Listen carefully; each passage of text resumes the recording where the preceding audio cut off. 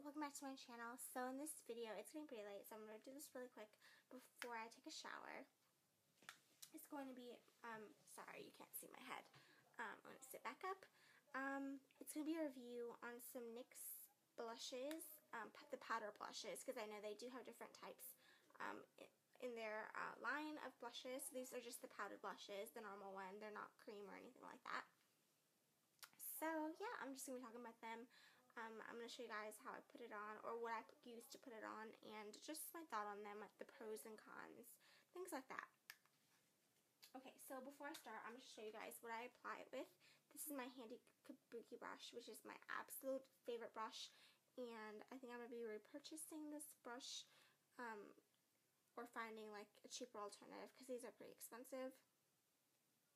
I think they run for like $20-ish, just the single ones. I got it in a kit, so yeah, I use this as my contour and my blush, and it fits really nicely on the apples of your cheeks. It's a really good size. It's fluffy enough that you can blend, but it's small and dense enough that you can place the color nicely and get enough pigmentation. So it's just a really, really great brush, even if you wanted to use it for liquid foundation or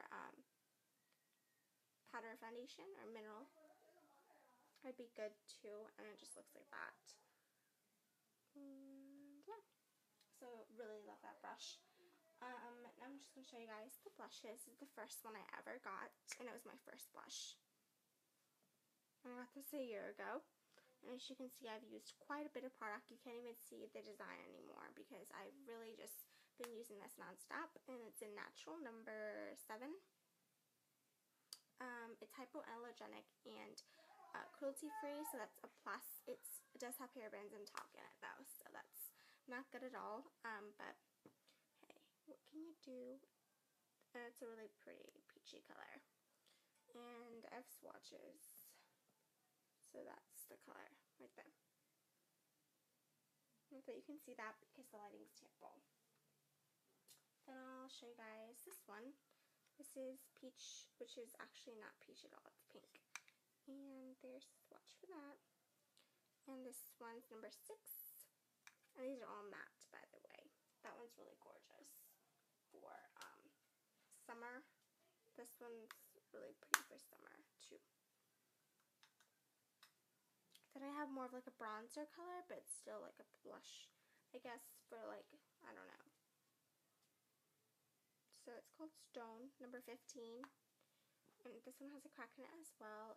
I do not remember dropping any of these. I remember being pretty gentle with them, so I don't understand how they cracked. They probably just, maybe the brush was too hard being dipped in. I'm not really sure, but 2 of my blushes from NYX have cracked, and I don't know, I guess I've been using these a lot more than my other NYX blushes, so the other ones haven't been cracking. I don't know if it's this particular formula or if it's just the ones I got, but comment below if any of your NYX powder blushes have been cracking, because it's just kind of disappointing and it's a waste of product and everything like that.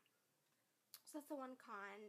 Other con being that it has parabens in it and talc, and another one would have to be